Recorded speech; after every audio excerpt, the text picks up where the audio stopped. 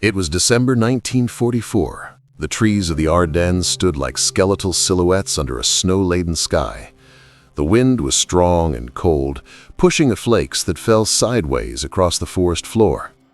Under a camouflage net inside a frozen M10 Wolverine tank destroyer, Private First Class Ray Thompson watched through a foggy periscope.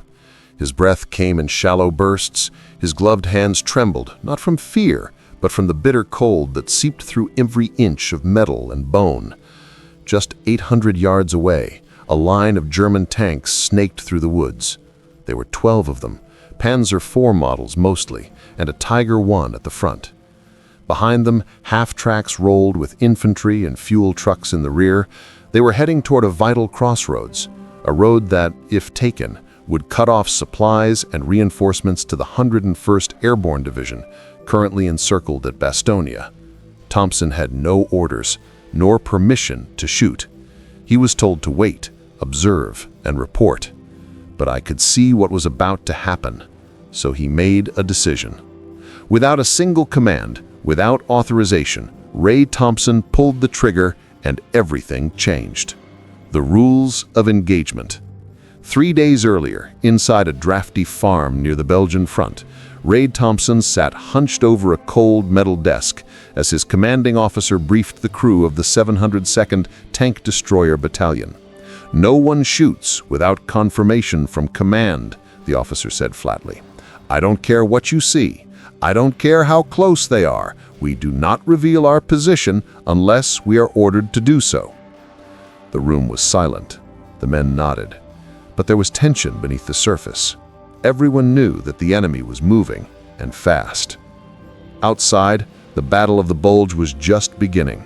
On December 16, under cover of fog and snow, the German army had launched its last major offensive on the Western Front. It was called Operation Surveillance on the Rhine. The goal was simple: split the Allied line in two, capture Antwerp, and force a negotiated peace.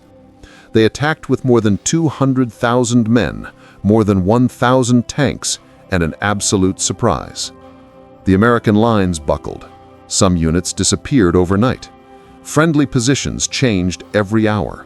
And in the confusion, many commanders feared that the worst enemy was not at the front, but friendly fire from behind.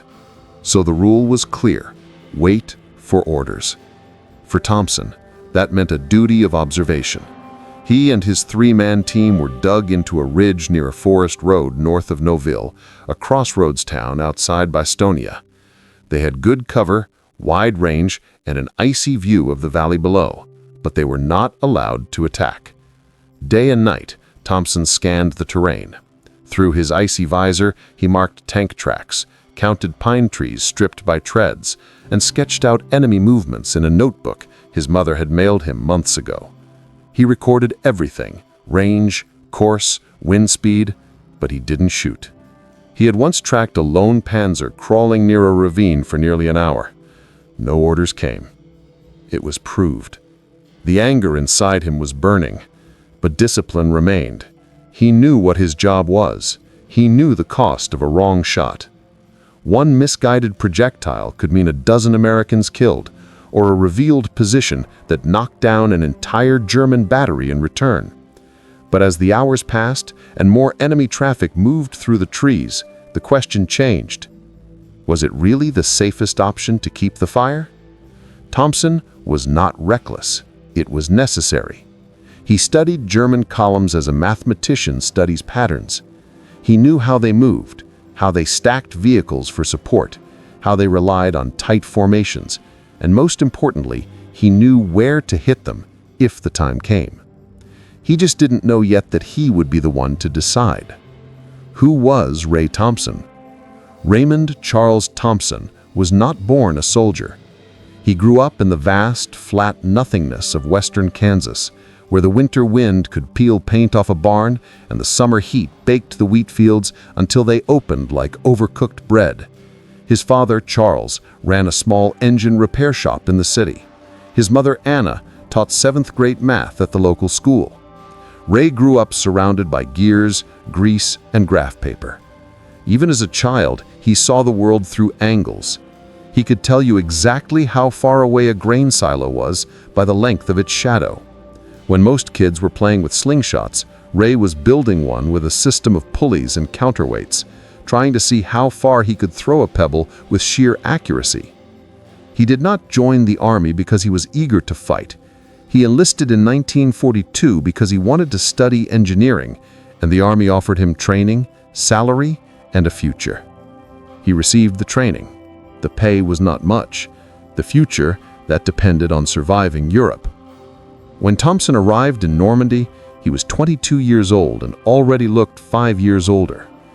Their first combat experience came in the hedgerows, where the enemy could be 10 feet away and you wouldn't know it until they were firing. He saw a friend, Jimmy Delgado, burn alive when a Panzer shell caught his half-track in a roadside ditch. Another, Frank Murray, was vaporized by a mine outside Saint-Lô. Thompson stopped believing in luck after that, or orders, or safe distances. He began to believe in patterns, routines. He studied how tanks moved, where they stopped, how long it took for a turret to turn. He began to carry a small spiral notebook in his jacket. Every German vehicle he found, he drew it, he wrote down the vulnerabilities, the blind spots. He didn't talk much. Other soldiers called it the silent clock, because when it spoke it was short, direct, and usually timed to the second. But when it came to artillery, it was deadly. Not flashy, not fast, just accurate, predictable in the best possible way. In the opinion of the army, he was a good gunner, disciplined, intelligent, calm under fire. What they didn't realize, what even his closest crewmates didn't quite see, was that Ray Thompson was also a thinker, a tactician, not just a trigger puller, but a man who could see a battlefield as a chessboard. And within 3 days, those silent hustlers with angle-obsessed brains would rewrite the rules of engagement in a single burst of firepower. Because sometimes war does not reward those who follow instructions. It rewards those who understand when to break them. What he was facing. On the morning of December 19, 1944, the fog stretched thick and low across the Ardennes. It clung to the branches like smoke. The vision was limited. The sound was distorted. But through his periscope, Ray Thompson saw them. First, the silhouette of a Tiger I, the unmistakable beast with its long barrel and snarling square shoulders. Then another and another. The German column moved along the forest road like a steel snake. 12 vehicles, maybe more. It was a textbook armored assault column, clean, tight, disciplined. Up front, the Tiger led like a battering ram, capable of going through just about anything the Americans had. Behind them came 3 Panzer IV tanks, each fast, efficient, and lethal. Then came 2 half-tracks full of infantry. Behind them, support vehicles, ammunition trucks, fuel tankers, field kitchens. Even the tail of the column was flanked by a self-propelled anti-aircraft gun, a sign that they expected contact and were prepared for anything. Anything except an unapproved American gunner with a Wolverine. The road they were on was narrow, barely wider than the column itself. Steep forest benches on both sides, thick trees surrounding them. There was no room to maneuver. There was no room to disperse. For Thompson, it wasn't just a road, it was a trap. But here's the kicker. Ray had no orders. No one else could see what he saw. Radio contact with his battalion's forward headquarters was weak, confused, or non-existent. The only way to achieve command was to reposition himself and risk exposure. By protocol, he was supposed to observe the enemy, report his course, let air support or artillery take the lead. But Thompson wasn't seeing a column in transit. He was seeing a blade pointed directly at the throat of the American line. That road, along which they were crawling, led directly to the Novel crossroads. If they took Novel, they would outflank the defenders of Bastonia from the north. The 101st Airborne Division, already surrounded, would lose its last major lifeline of supplies. The result would be a catastrophe, tens of thousands of Americans isolated by the cold. And yet, the tanks kept moving forward, calm, confident, protected by the belief that American forces were disorganized, frightened, and too stretched to respond. They were half right. Ray Thompson was scared. He was cold. He was isolated, but he was not disorganized. I was calculating. He knew that if he fired too early, they would scatter. If he hit the wrong target, the others could escape or return fire with overwhelming force. But if he accurately fired the right vehicles in the right order, he could do something that most officers would say was impossible. He could dismantle an entire armored column piece by piece. And I would have to do it without a word of order, without support, without permission. He licked his lips, reached for the lift dial, took one last look at the formation, and waited for the moment for which no manual had prepared him. The unauthorized pattern begins. Ray Thompson had never fired without orders, not once, not in training, not in France, not even when his instincts told him to pull the trigger days before, when a lone Panzer crossed his range. But now, looking at a perfectly exposed German armored column crawling forward like clockwork, he realized something. Waiting was no longer a precaution. Waiting was suicide. And so, with no radio contact, no green light, and no one to back him up, Ray adjusted the angle, held his breath, and fired. But he didn't target the lead tank. He aimed for the third. The piercing round left the M10 Wolverine's barrel with a thunderous roar that broke the silence and kicked a wave of snow into the air. It hit the 3rd Panzer IV directly on the flank. The explosion sent a shockwave through the trees. A column of fire and black smoke erupted in the fog. Metal screamed. The whole column stopped, but Thompson wasn't done. When his magazine rammed the next shell, Thompson shifted position slightly, 5 yards to the left, just enough to throw off German gunners looking for muzzle flashes. Then he fired again, this time at the 6th vehicle. The explosion went through the half-track, carrying infantry. His fuel tank ignited instantly. The bodies were thrown into the trees. The fire spread into the dry undergrowth, illuminating the forest floor in patches of orange and black. The Germans did not stop. They were panicking. The Tiger at the front tried to fall back, but the spine was too tight. The crew inside the Tiger screamed and made furious gestures, trying to clear a path. But behind them, the rest of the formation was now stuck, blinded, burning, boxed in. Thompson charged again. His crew, now fully alert and aware of what was happening, did not question him. They followed his example. He fired at the 8th vehicle, a fuel truck. The result was instant and biblical. The explosion shook the hillside, the flames rising into the sky like a volcanic explosion. The force shot down 2 nearby infantrymen. The fireball backlit the silhouettes of the tanks like ghostly shadows. From a distance, it sounded like a full-fledged artillery ambush. In reality, he was a man, a weapon, and a gut feeling. But the order of his shots was not random. Thompson had spent months studying German doctrine. He knew his dependence on closed formations. He knew the logic behind their location: fuel and support in the rear, armored in front, infantry in the middle. By removing the 3rd vehicle, he created a physical lock. Hitting the 6th, he jammed the middle. The 8th, fuel, paralyzed their retreat and ignited chaos. It was a chain reaction firing pattern, a surgical disruption of the German tactical structure. Each shot was a scalpel, not a hammer. The Germans, now confused and isolated, began firing wildly at the trees. Their machine guns riddled snowbanks and empty logs. Infantrymen crouched behind the burning wreckage, not knowing where the fire was coming from. To them, it felt like a trap, an ambush orchestrated by an entire battery of American tank destroyers. But there was no ambush. There was no battery. Just Ray Thompson and a team that had stopped asking questions. As the enemy fought, Thompson moved again. Using the forest terrain as a sniper, he knew how to use angles. He knew how far his gun could go without revealing too much.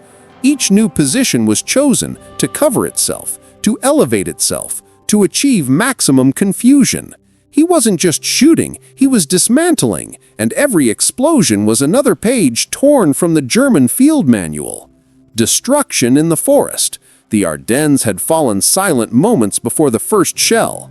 Now it was screaming. Trees cracked and fell under the shock waves. Snow, fire, and shrapnel filled the air like confetti in a hellish celebration. Thompson's third shot had blown up a fuel truck. The fourth hit a half-track that had tried to turn back. Its wheels were already spinning in the icy mud when the shell struck, sending the chassis skyward in a twisted arc of steel. The German Tiger at the front was stuck. The crew desperately tried to turn back, but they were trapped between the burning wreckage and the vehicles behind that could not move without ramming into each other. Its tight, disciplined formation, so effective in the open, had become a steel coffin within the forest road. From Thompson's point of view, everything was moving in slow motion. He saw the soldiers screaming, waving their arms, confusion turning to panic. The German infantry began to scatter into the woods, abandoning vehicles. Some took refuge behind trees. Others ran into the snow, tripping and slipping on frozen roots. An officer climbed on top of a tank to get a better view and was shot down by a burst of Thompson's .50 caliber coaxial machine gun. The crew inside the M10 was sweating now, not of fear, but from sheer physical exertion. The hands of the charger were blistered. The voice of the assistant gunner was hoarse by the coordinates of shouts. The tank smelled of grease, hot metal, and cordite. But Ray Thompson was focused. Every shot he made came from calculation. No adrenaline, no rage, just pure practiced math. It was repositioning after every 2 shells. Not far. 10 yards here, 20 there, but enough to make the German gunners doubt their aim. The smoke helped, the fog helped, the terrain helped, but the real advantage, they thought there was more of him. The Germans believed that they had stumbled upon an ambush of multiple units. Some guessed 4 tanks, others said 8. There were even reports of American artillery batteries in the hills, although no such batteries existed in that sector. The truth is, it was an M10 tank destroyer with a 3-man crew and a gunner who was supposed to follow orders. Within 30 minutes, the road was clogged with burning steel. At least 5 vehicles were destroyed. 3 others were immobilized. The survivors in the rear, the fuel and support teams had already turned around and were running along the forest path. The Tiger finally managed to turn its turret, turning towards the ridge where Thompson had last fired. Thompson was unfazed, waited. He knew that the Tiger's armor was thicker in the front, but weaker in the sides. And if you know the exact moment it turned, when the hull exposed only a strip of its flank during repositioning, that was your window. The 5th shell came out of the barrel and hit the target. A bright, hot flash pierced the Tiger's side. For a second, it held. Then, the internal ammunition ignited. The entire turret was launched upwards in a column of fire, landing several meters away. The explosion was so violent that it unbalanced the German anti-aircraft gun in the rear. Its gunners, stunned, dropped their guns and ran into the trees. Smoke was now pouring into the forest like low clouds. The debris glistened in the gray morning light, and the road that had once been an armored force pipeline was now a burning choke point of destruction. One of Thompson's crew members looked at him and said, "Are we still going to be tried for this?" Thompson did not respond. He just charged another round. The work was not done. The Germans see a phantom battery. Hours later, during an interrogation in a makeshift American tent, a captured German lieutenant, his face stained with ash, his coat half burned, his eyes glazed over with shock, struggled to find the words. He spoke in fits and stammered, paused. "There were a lot of guns," he said in broken English. "Maybe 6, maybe more. We were attacked by a whole battery." U.S. intelligence officials exchanged glances. There hadn't been a battery. There hadn't even been a complete unit. There was only one M10 Wolverine and one gunner who had never been officially given permission to fire. Other German prisoners described it differently. Some said it was an ambush set by paratroopers with anti-tank weapons. Others claimed that the Americans had planted mines and booby traps, evidence of sabotage, not artillery. One man, barely 20 years old, swore he saw flashes of mouth from 3 different angles. But the flash pattern came from one source, Thompson, who had moved after each shot. In their confusion, the Germans had begun to invent enemies that did not exist. Fear filled in the blanks. Even experienced tank commanders reported seeing silhouettes of American armor deeper in the trees. In the chaos of the burning wreckage, the smoke and the disintegrating chains of command, they imagined what they could not identify. It was not cowardice. It was psychology. They just couldn't believe that a man had done that. To them, it was impossible that a single tank destroyer could have attacked with such timing, such precision, and such devastating effect. And in a way, they were right. This had not been brute force. This had been a surgical interruption. Thompson's decision to fire on specific targets, 3rd, 6th, and 8th vehicles, followed a logic for which no German unit had prepared. German doctrine taught that American forces were slow to respond, too dependent on orders from above. The assumption was that Americans were efficient only in numbers, not improvisation. But Thompson had violated that expectation. He had thought like a German commander, then struck like a ghost. One prisoner described it as if the trees had opened fire. Another claimed to have heard whistles, which could have been a belated memory of the projectiles or simply the wind in the trees distorted by fear. When U.S. forces moved to clear the road hours later, what they found surprised even hardened veterans. The wreckage looked like the aftermath of a coordinated airstrike. Vehicles stacked like dominoes, burnt frames fused by the heat. Frozen corpses lay in the snow, some still clutching rifles. The trees splintered like toothpicks. The footprints bent sideways, dug deep into the earth. But most of all, what was missing, what made it so strange, was the absence of American dead. There were none, because there had only been one gunner. From that day on, the survivors of that German column would refer to the incident with a single phrase: Die Geister Battery, Ghost Battery, disobedience, or brilliance. For 48 hours, Ray Thompson waited to be arrested. After the firing stopped, after the smoke cleared and the Germans fled or burned, he sat inside the M10 motionless. His charger offered him a sip from a canteen. He did not answer. The adrenaline had run out. Now came fear. They had disobeyed direct orders. They had fired without permission. And regardless of how many tanks burned, the military had rules. Back at battalion headquarters, Thompson presented his report.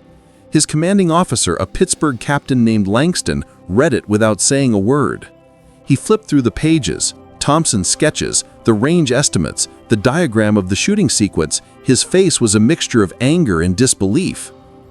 "You know," Langston finally said, "if this had gone wrong, if even one of those was friendly fire..." Thompson nodded. He made no excuses. He knew what he saw, he said simply. Langston stared at him and then exhaled. "No one authorized this, Thompson. Do you understand that?" Yes. Langston did not rebuke him. Not yet. Instead, he said, "Go get some rest. I have to send this upstairs." Up meant division command, which meant scrutiny, which often meant punishment, especially for enlisted men who acted outside of protocol. Thompson returned to his crew. They were also silent. No filler, no celebration. Everyone was waiting for the hammer to fall. But it was not like that. Not immediately, because something else happened first. The explorers of the 101st Airborne arrived. They passed Noville 2 days later, their faces sunken, their eyes red from exposure to the trenches. They expected to find that forest road full of armor. Instead, they found twisted German remains. They asked which unit got this. Langston said it wasn't a unit. He was a gunner. The news spread faster than the requests. In tents on supply lines, through battalion radios, people started talking about the kind from Kansas that took out a Panzer column by himself. Some exaggerated the story. He said there were 10 tanks. He said he did it with 5 projectiles. He said he used shots that bounced like a trick pool player. But in the midst of the legend forming, the official investigation began. Division Intelligence reviewed Thompson's field notes. They interviewed the loader, the assistant gunner, even tried to contact the top command to confirm Thompson's radio situation that day. They could not prove disobedience because there was no clear record of the orders received. The lines had jammed. Thompson's team had tried to report. Nothing came back. What they were able to confirm, however, was the death count. 7 vehicles completely destroyed, 4 more disabled, 0 American casualties. A strategic objective, Noville's North Road, was maintained. An isolated, besieged airborne unit was reconnected to supply lines, and a decision made quietly without authorization had kept that corridor open. Langston was called to convey the final disposition. I expected a reprimand. What came instead was something more unusual. The division commander said, "Don't put this in the official briefing. Not yet. But tell your gunner, we will be watching their work." Thompson did not receive a medal, so no. But he was not tried by the court. In fact, he was quietly assigned to train other gunners in firing pattern theory, how to disable convoys through sequence rather than brute force. No one said the word hero, no one greeted, but he was asked to diagram his decision-making, and his diagrams were sent to Fort Sill, Oklahoma, to the U.S. Army Artillery School. That's when it hit him. Not only had they forgiven what he did, they were studying it. Langston approached him one night, weeks later, while Thompson cleared the gap of a recoilless rifle. "You know, Langston," said, "I was ready to denounce you for insubordination." Thompson looked up. Langston shrugged. "But then I read that line in your notebook, that of controlled collapse. What did you mean by that?" Thompson wiped his hands. "When you pull a stone out of a wall," he said, "the rest fall if you know where to throw." Langston smiled. "Well, the next time you decide to tear down a wall, just give me a little warning." Thompson didn't smile back. He just nodded. Because for him, it was not a victory. It was a solution, a calculation, a necessity. And deep down, I knew it could have been the other way around. I had made peace with it. But war does not always punish disobedience. Sometimes it learns from it. The pattern that changed doctrine. Ray Thompson never asked to be remembered. I didn't keep diaries. He did not pose for photographs. After the war, he went home to Kansas, married a girl named Helen from the neighboring town, and opened a small repair shop near Dodge City. He fixed tractors, built grain silos, taught his son geometry by marking angles in the ground with a stick. He never called himself a hero, but others did, because years after the Battle of the Bulge, the military began quietly teaching something they called asymmetrical combat sequence, a fancy term for a deceptively simple idea. Don't aim ahead, it aims for collapse. The case study used a single engagement outside of Noville, Belgium. They showed grainy aerial maps of a forest road, debris patterns, vehicle locations, firing trajectories. No names were given. The file was unclassified, but it was buried in artillery doctrine manuals that most officers never read. Still, students at Fort Sill and later Fort Benning studied it because it worked, because it saved lives, because it changed the understanding of what a gunner could do, not through firepower, but through geometry, through logic, through the will to act when orders are silenced. Years later, a colonel who had studied Thompson's engagement as a young lieutenant would sum it up like this: "He did not break orders, it operated beyond them." It was the last paradox.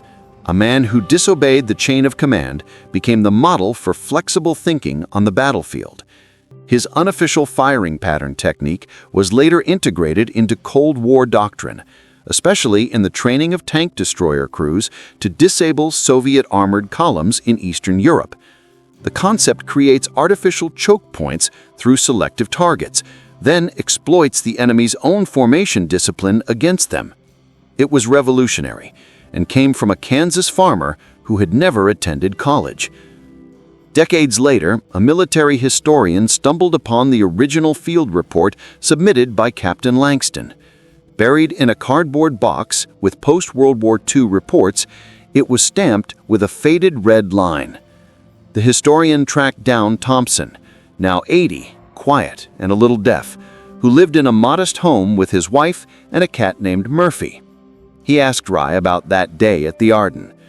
Ray took a long time to answer and then said, "I remember the trees. I remember how still I was before the first shot, as if the world was holding its breath." He spoke not of victory, glory, or repentance, only precision, only necessity. When asked why he didn't wait for orders, he replied, "Because by the time the radio was working, it would have been too late." He paused and then added, "I didn't break the rules. I just walked past them for a minute, long enough to do what needed to be done." That answer never made it into the official history books, but it stayed with the historian, and now maybe with you. Ray Thompson did not win the war, but he saved a path. He saved a column of paratroopers. He saved a moment. And in war, sometimes that's everything. He reminded the military that courage is not always loud. Sometimes it whispers. Sometimes it calculates. And sometimes it pulls the trigger, not out of defiance, but out of a deeper duty. A gunner, a decision, a skipper, and an entire German column on its knees.